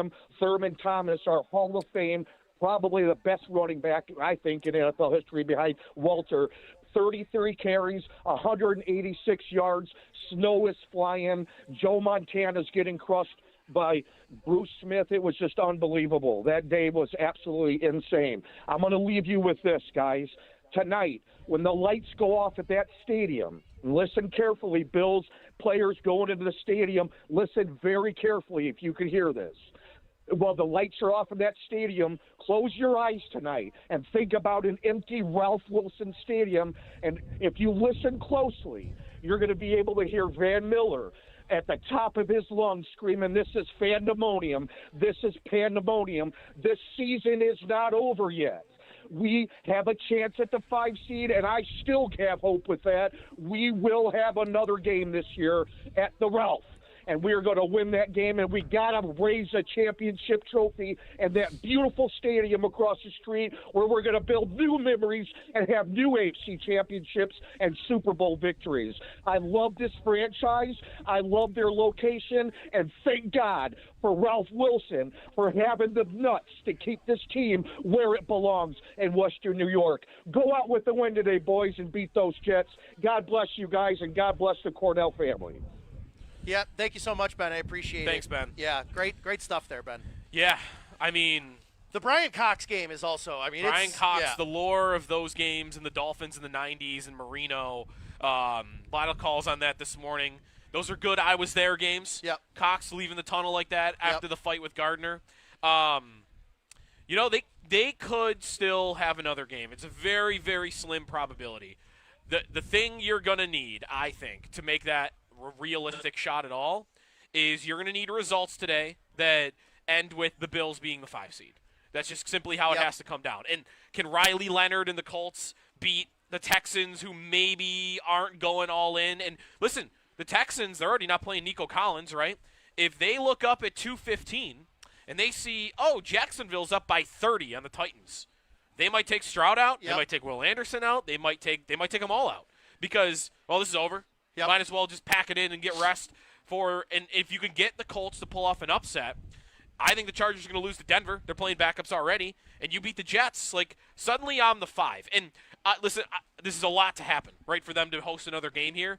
I think you got to get to that point, and then you can get to a place where the Bills go on a run. You need one other wild card team to win. Right. And I'm not – see, the thing is you got to get it to the AFC Championship game. Yep. And I don't believe in the Chargers without their best linemen, Slater and Alt, to go on a run. I think their flaw is too big of one to go through the playoffs and make especially it to the AFC with the defensive ends and the pass rush that the Texans have. And if the Bills are the 6 seed today and the Chargers are the 7, I need the Bills and Chargers to go to the AFC Championship game. I don't think that's realistic. No, I agree. But man, I could envision, all right, Bills go to Pittsburgh and win in the first round, and then, or even Baltimore, and then the Bills win their next game against Denver in the second round, and the Texans go on a little bit of a run. That is realistic to me. It's got to be Bills at Texans. Or Bills hosting Texans. It's the only way that I can envision at all that we're going to have another game here. Would agree. Let's go back to the phones and continue getting connected with our fans. Let's go to Joe in Niagara Falls, who's been waiting patiently. Joe, you're on Countdown to Kickoff. Good afternoon. I go back to the last game of the Rock Pile. All right, to the first game. August 17th, my birthday, 1973. It's the opening day of that stadium. Opening day at the Erie County Fair, 80,000 fans, massive traffic jam. We just sit down at the game. Herb Mulcahy. This is the preseason. This is the preseason opener, right? The preseason game opener. Okay. Herb Mulcahy runs the ball back 102 yards for a touchdown. We just sit down at that game. They give us all the commemorative coin. I still got that coin, too. All right? The whole stadium was quiet. Now, I go back to another game. I got a lot of memories. I've had season tickets off and on for years. Monday Night Football, New York Giants, this idiot. Now, you talk about crazy fans.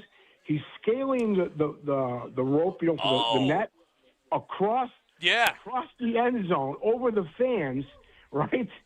Now, that starts the nutty fans we've had over the years. He's hanging on the ropes, and they're trying to get him down, and he's scaling across the fans, all right, over the end zone. Now, there's so many memories, good and bad, of this stadium. But the opening kickoff, 1973, we just sit down, and this guy runs the football, Herb Mulcahy, 102 yards, 1973. Happy birthday to me. This guy runs right in front of us. We're in the end zone. That's the preseason game. That's the opening kickoff, christen the stadium that way. And the opening game was the New York Jets, I think, if I'm not mistaken, of the stadium. But that was the first play of the stadium. At the time, it was called Rich Stadium. I go back a long way, going back to the rock pile. And the last game, if I remember right, was the Detroit Lions against the Buffalo Bills on the rock pile. Do you have the coin? Do you have the coin from the first game? I still have the coin. So does my brother. Awesome. Cool. Yep. Yeah, thanks for the call. They're giving those coins out again today, like a new man. If you can commemorative coin, yeah. That was a cool move, I thought, by the Bills to know that was a thing that fans have that from the first game at the stadium and giving one away today. Again, there's a slim chance that today's not the last day, but it probably is. So very cool. The cable guy. Yeah, he's been brought up a couple of times today. Yeah, what happened to him? Do we know? Who's to say? I mean, he made it. He all the way across? Yeah. He didn't go back? I thought he went back. I think he made it. I thought he realized what he was in for and then he turned around. I'm not sure though. It's possible. Yeah, I don't know. Good for that guy. Listen, there have been a lot of those kinds of stories too. Like that's probably the most famous one, but I mean, there's been, extracurricular streakers here and there. Sure. And the Brady people falling out of the 300 level there. Items being thrown onto the field. Yeah, we've had our share. Yes, we sure have. We've had our share over 53 years. Let's hear from our guy John from Rochester. He's been waiting patiently. John, you're on Countdown to Kickoff. Good afternoon to you, my friend. Hey guys, big game today, no doubt about it. A lot of man, I got so many memories. It's unbelievable. I could write a book on it. The obvious, the 51-3, the greatest comeback game, the 20 points in 1:17 against Denver in '90. But I got to tell you, one of the most funniest incidents as a fan was we used to have season tickets near the tunnel, a couple rows up from the field, and we're playing Atlanta, and that's when Deion Sanders was on Atlanta. And we're driving just before the half. Kelly's driving us for a touchdown. And there was a timeout. And I yelled to Deion, I was right near the wall, "You're an overrated prima donna." And he comes to the wall and smiles and goes, I won't tell you what he said to me, but he had a smile on his face. And I said, "You're overrated. You're overrated." And next play, he takes an interception, but he intercepts the ball in the end zone, takes it 70 yards the other way. Wow. All right. Thanks, John, for the call. Talking with players. You ever did that? No. No, me neither. No, I mean, I never really sat close enough to do that. To the tunnel? Yeah. I felt like maybe last week, though, I might have been yelling at a certain coach last week after a certain 3rd and 9. Yeah. The best memory I have, this will be recent, for that, like coach or player v. the crowd, is the snowball game against the Dolphins a couple of years ago. Yes. 23 season, Yep. maybe 22 season. And obviously the snow was that day. So there wasn't time, I guess, to really get it all out. Yeah. So there was tons of snow, and I'm in like the 10th row on the Dolphins sideline. And by the way, 10th row, Dolphins sideline, people were hurling snowballs from the upper deck. There's not a lot of quarterback arm strength from the upper deck, so they weren't making it all the way to the field, which means we were in the firing zone. We were getting pelted from behind. So McDaniel in that game, they'd thrown a few at McDaniel. He was kind of like, this is not surprising because he's done some stuff like this, right? Like this year when he drives by, the bar with all the Bills fans. He's laughing and he's like egging the crowd on a little bit, as you would expect from McDaniel. Steve Smith, who's there for NFL Network, he gets hit with one. And knowing Steve Smith, he wants to go at all times. Yep. He's ready to go. And he was ready to climb into the crowd. He didn't even know who did it. He wanted to go after somebody, and he got held back from going in. That game, that's a classic at the stadium too. Like, it's regular season, it's Bills-Dolphins. They're wearing all red, and that comes down to the end. The Bass field goal maybe is only like 25 yards, so maybe it's not as memorable as the 61-yarder that you had last year. But that's a game that comes down to the wire. Allen is jumping, leaping over like both lines to reach the ball into the end zone. He just makes it barely by like an getting inch. in. Yep. Like that's another classic that we've had in the last couple of years here. All right, time now for the Barnes Firm injury update. Injured for help, call 1-800-8-MILLION. And it's a lengthy injury report for the Jets. Michael Clemens. A little disappointed Michael Clemens won't be playing in this game. The hatred between Clemens and Deion Dawkins. It would have been nice to get one more, spat on the field from Michael Clemens and Deion Dawkins. But he's out in this game. We still have the tunnel. Still have the tunnel. Isaiah Davis, Breece Hall. So 2 running backs, both out for the Jets. Mason Taylor, their rookie tight end, he's out as well. Jelani Woods, their backup tight end. So they have, I don't even know who's going to be playing tight end for them today. You know what would be cool? Jeremy Ruckert, Tyrod Taylor is questionable for this game. I assume even if he's healthy to play, he's not going to play in this game. He hasn't been playing. They're in evaluation mode on Brady Cook. Tyrod played the Week 18 game here last year, didn't he? Yes, that's right. They don't need to see more of Tyrod. I mean, sure, if they were competing for anything right now, who's the better quarterback that you could put on the field? It's far and away Tyrod Taylor. But you're at this point in your season, you're putting a young guy in and just seeing if he's got anything. And then for the Bills, out right now, Terrell Bernard, Daquan Jones, and Jordan Poyer all listed as out. Questionable is Joey Bosa with a hamstring. I bet you he doesn't play in this game. Dalton Kincaid, another guy I don't think will play in this game with questionable designation, and Jordan Phillips as well. The one thing I'll say that the Jets have had that's been a little – they have – I mean, how many positives can you count on your hands for the Jets this year? Like you could use one hand. You could probably use one hand. 0, but you could use one hand. I got one. They made a nice little trade getting Adonai Mitchell in the middle of the season. Yes, Adonai Mitchell's been a nice pickup for them. He's a good player. I mean, they don't have a quarterback to get him the football right now. But I think when Garrett Wilson's healthy and you have A.D. Mitchell and Garrett Wilson, I think they have a nice formidable boundary group of receivers. Yeah, I mean, in New York. They got the hardest part to figure out though, which is who's throwing them the football. But I like Mitchell. They're going to lose Breece Hall, so if no Breece Hall today, that probably means I think he's played his last game for the Jets. I think that's right. There's as well. no way. Remember the tweets? How upset he was they didn't trade him at the deadline? Yes. That guy's played his last game for the Jets for sure. All right, it's time now for Tailgate Trivia presented by TSC Buffalo. Be the first caller to correctly answer our Tailgate Trivia question, and you'll win Bill's autographed merchandise items from courtesy of Total Sports Enterprises Buffalo. All right, don't scream it out if you know it so that you don't give it away to anybody that's listening on the radio. All right. This is a AFL going back in the day trivia question for those, so you young guys probably won't know the answer. That's good work on how to not get an answer tossed out immediately as you're going back to like the 60s. Going back to 1965 for this question. So obviously these two franchises. Hold on a second. Did you come up with this question? I did. You're going before the stadium? Yes. It's the final game at the stadium, and your trivia question is before the stadium? Yes. All right, go ahead. I'm sorry. I'm excited. Hall of Fame Jets quarterback made his career debut against the Buffalo Bills. He played for the Jets in 1965. Be the first correct caller to call at 716-221-4WGR at 716-221-4947. On tap next on Countdown to Kickoff, Joe and I will continue taking your phone calls as we say goodbye to Highmark Stadium here this week. Next on tap is brought to you by Miller Lite, proud partner of the Buffalo Bills. It's Miller time.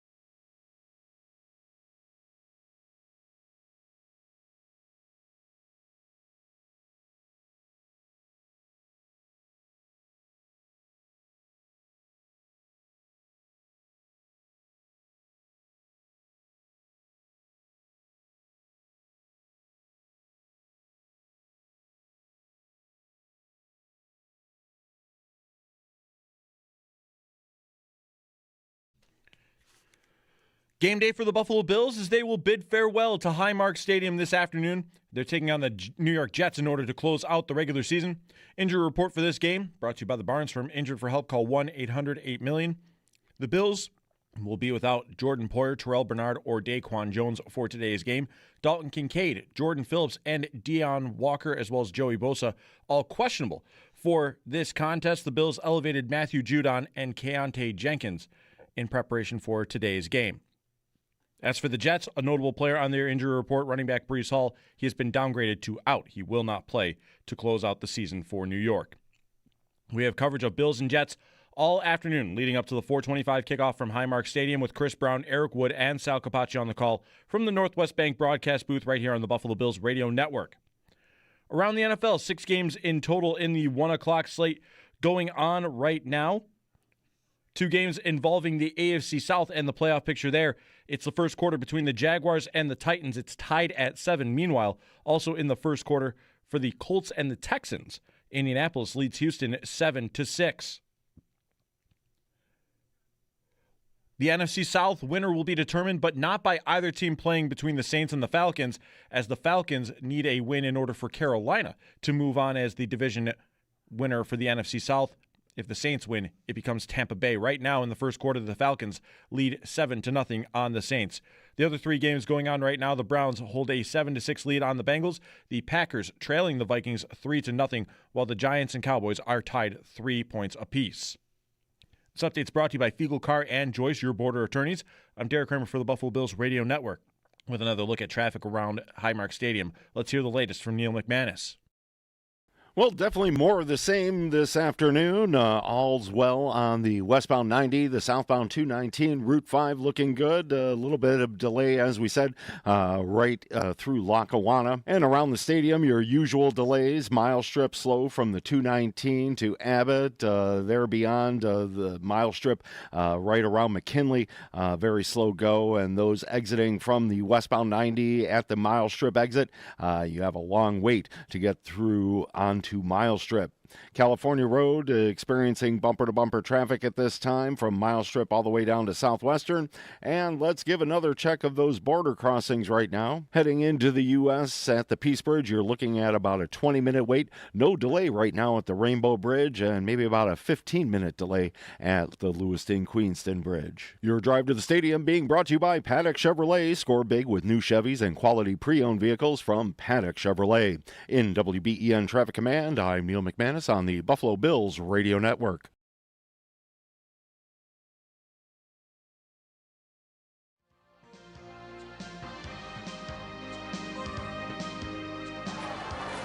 Here's McCoy, breaking a tackle, McCoy into the end zone, and Buffalo wins it. Incredible. All right, welcome back to Countdown to Kickoff. Here live from outside the stadium at Gate 5. Don't mind me, just get some hand warmers going. Our offerings are now up to like 17 beers up here, enough to tranquilize a small animal. So we're doing well. Countdown to Kickoff is presented by Northtown Automotive. Whatever you're looking for, you'll find it at Northtown. Let's congratulate our Buffalo Rad Zone Tailgate Trivia winner. The answer to the question was Joe Namath. And David in Hamburg got that question correct, so congratulations to David in Hamburg. I mean, there's only one Jets Hall of Fame quarterback ever, I believe. Our producer didn't even know the answer to the question. He was probably busy doing things. He's working hard back there. He probably didn't hear the question. I don't know, Joe Kelly. It's pretty weak. Weak sauce, Joe Kelly. Listen, I got to defend myself here for a second, if that's okay. I was doing a million things back here. Heard half the question. Could assume, but you know what happens when you assume. True. You gotta verify. Makes a fool of you and me, brother. Who's the second closest Jets quarterback to the Hall of Fame? His name is the only one in it. Testaverde? Pennington? I know there's no one close. Pennington? Chad Pennington. Chad Pennington? Yeah, there isn't one. Yeah, no, they've had one of the most miserable. They're Still like going? in terms of purgatory. You think this is Aaron Glenn's last game? No. You think he'll get one more year? I think they have to give him another year. They can't. I mean, they certainly don't have to give him another year. They should. They probably shouldn't. He's a defensive coach, and they don't have one interception this year.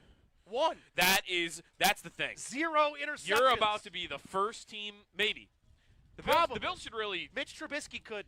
I hope Troops is ready to not, throw it down the field a lot. I would say that it's tough to go all in on a coach should be back next year when he's a defensive coach, and you just became the first team in NFL history probably to not get an interception in a single season.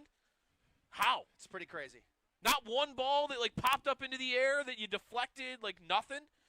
I don't get it. It's crazy. The defense has been bad all year. That's the one thing they've actually been relatively good at. I had somebody the last couple of days say, the Jets, that's the team, the Bills. The Bills don't really play well against the Jets in the division. Relatively, that is true, given how bad the Jets have been. The Jets' defense historically has given the Bills and Josh Allen a tough time. This is not Robert Saleh's Jets. No. This defense is horrific. It's terrible. It's very bad. It's one of the worst defenses They're in missing football. pieces today. They traded Sauce Gardner away. You mentioned no Quentin Michael Williams Clemens. away. Quentin Williams is gone. I mean, players are quitting on the coach. I mean, that's not a good look this year. I think maybe he's trying to establish a culture. I don't really know what that culture is. Yeah.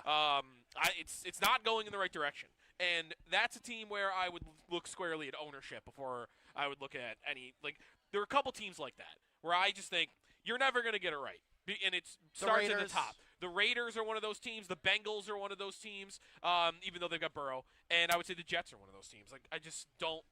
Oh, speaking of which, there's a Bengals fan. Those are the three teams I think of immediately. Your owners are just going to get in the way of it every time. All right, let's get connected with our fans powered by Verizon, and let's go to David in Cheektowaga, who's been waiting patiently. David, you're on Countdown to Kickoff. Good afternoon. Hey, guys. How you doing today? Doing well. I'm excited, man. You know what? The nostalgia is definitely something that is hitting me really hard today, the memories. I'm 40 years old, man, so my first memories are 5, 6 years old in the stadium with my dad. And besides all the memorable games, I mean, talk about a memory jog with that Carwall Gardner Brian Cox game back in '95. I believe he was also playing that game. What sparked all that controversy was when there was an interception by Brian Cox, and he was never touched on the play, so he wasn't down by contact. And he put the ball down thinking he was down by contact and started walking away doing a bushwhacker from the WWE era celebration, and Steve Tasker recovered the ball, and the Bills got the ball back. So that led to a whole big trash talk, and I think that was the part that kicked off that whole play. But I finally remember just the craziness between that guy, Brian Cox, everyone in the stadium, and it was nuts, man. But the reason I was calling is because I want to talk about some of the caricatures, the fans over the years, man. My father was one of these legendary characters. He was the original Buffalo Warrior. I actually sent some pictures to the text line. My dad did a blue, white, and red face paint like the Ultimate Warrior did back from WWF days. And he had a buffalo headdress that was a big fur headdress with horns, and he would have a spear. And on the spear was a buffalo that looked like Superman, but it was a buffalo with the cape. And every week he would do a different character in the mouth. And he was an artist, so he would do a papier-mâché character. It was a jet during the Jets game. It was a ripped-in-half dolphin during the Dolphins game, a beat-up Patriot. A ram was beat up for the Rams. But he did this all through the 80s and 90s, and we lost all of our photos growing up in a flood in 2007 or 8 at our house, so we didn't really have any old photos. So somebody posted in the Bills Mafia group, hey, anybody know who this guy was? He was amazing back in the days, and they put a picture out. And it was such a cool picture because it shows his physique. He was a diabetic since 6 years old, so he always had a great physique, always worked out, and it was just natural for him to exercise and be healthy, and then he showed that off at the Bills with his love of Buffalo, running up and down the aisles. It was such an intense, fun time as a kid growing up, because for me, like I said, I started at 5 years old in the 1990s. I mean, how can you not be a Bills fan, before all the drought? But you guys also mentioned I was at that Sam Adams game when Lawyer Malloy came out with the fist pump. And we were in that corner end zone when Adams intercepted the ball. And I just remember seeing ESPN, the highlights with Chris Berman, rumbling, bumbling, stumbling into the end zone. Oh, my God. That was so awesome. And also, guys, I took over doing the Buffalo Warrior for my dad when I was 20 in 2005. And one of my first games was the Kevin Everett game, when he got that neck injury right to start the game. And you're right, back then, I don't know if you guys talked about it or was Jeremy talked about it a little while ago, we didn't have the updates moment to moment like they had with DeMar. Like we didn't know what was going on. We didn't know if he was going to survive. We didn't know how serious it was, really. We just thought he had a neck injury,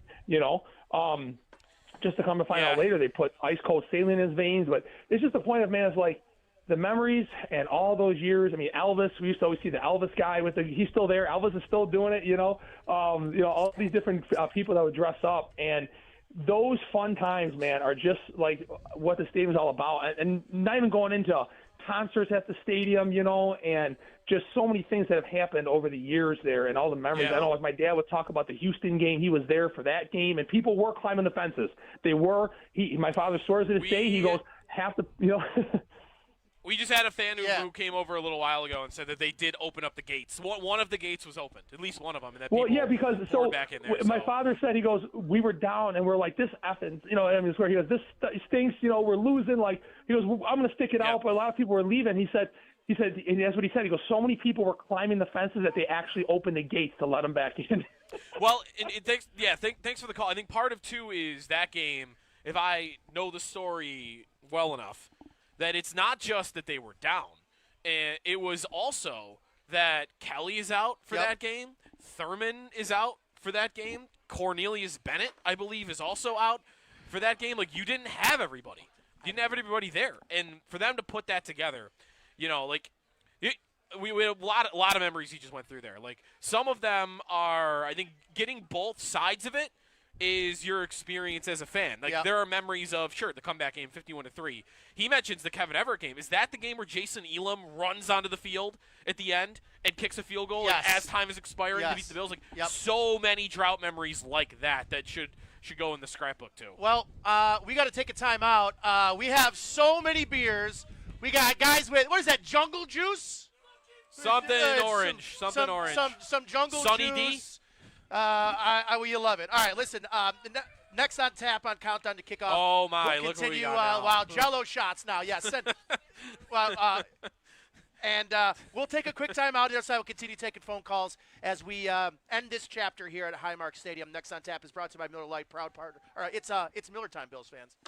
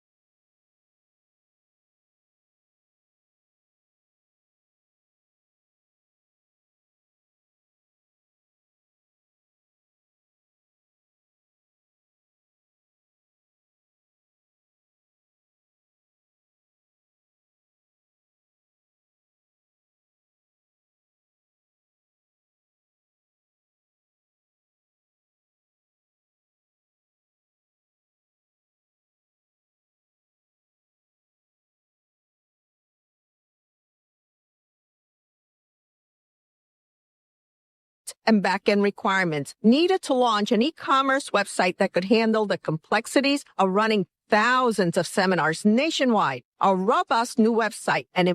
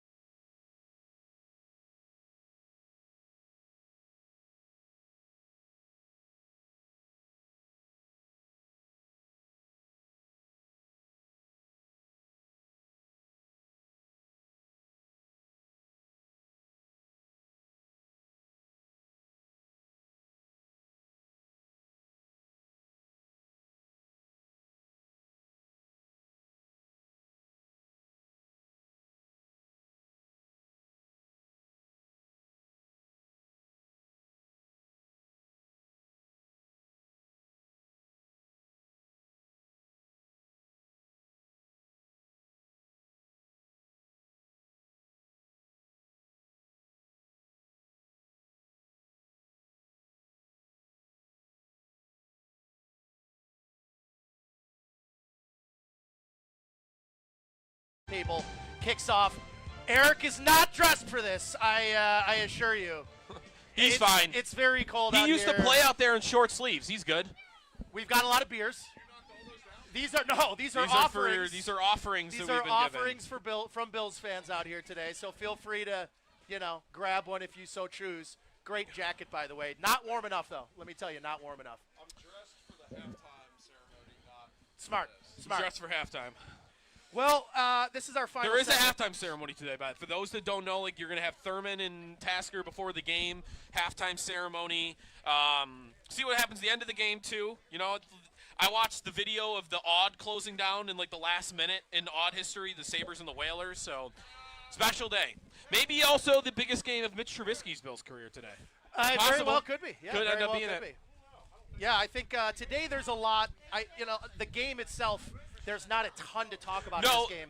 That's right. It's definitely secondary, but listen, everyone's going to want things to cheer about today. Now, I'm optimistic because the Jets are a team that look like they have quit over the last month. So, listen, what's your speech to the guys before the game? It's okay, you're going to get Trubisky and you're going to get Ray Davis and you're going to get, a lot of guys that maybe don't play full workloads all the time. And your speech to them should be listen, this is a massive day for Bills fans. And go out there and give them a million things to cheer about and take it to the Jets, who are a team who have totally quit in the last month. There's a reason the Bills are an 8-point favorite in this game, even with backups expected. It's a bad team they're playing. It is a bad team with most of their remaining good players not playing. Yeah, I'm expecting things to cheer about today, even with a bunch of backups in. I think that, I said this to Sale earlier, I think there's still some questions about what this defensive line rotation looks like going into next week. Yep. And so because of that, I think guys like Fedarian Mathis, Matthew Judon will make his Bills debut today. Yep. We'll see if he's active. He was called up, though, from the practice squad. He was called up, so we'll see if there is some playing time and rotations along the defensive line up at play. All right, up next on Countdown to Kickoff, Eric Wood, Sal Capaccio, Chris Brown will have the Bills Roundtable coming up for you next. Next on Tap is brought to you by Miller Lite, proud partner of the Buffalo Bills. It's Miller time. You're listening to the Buffalo Bills Radio Network. Severe weather in Buffalo can knock out your power. What will you do if this happens? Armor Heating and Cooling are proud to sell Honeywell generators. These residential units utilize natural gas to power your house in the event of an outage. All Honeywell automatic standby generators automatically start up to 30 seconds after being out of power and come with a 5-year comprehensive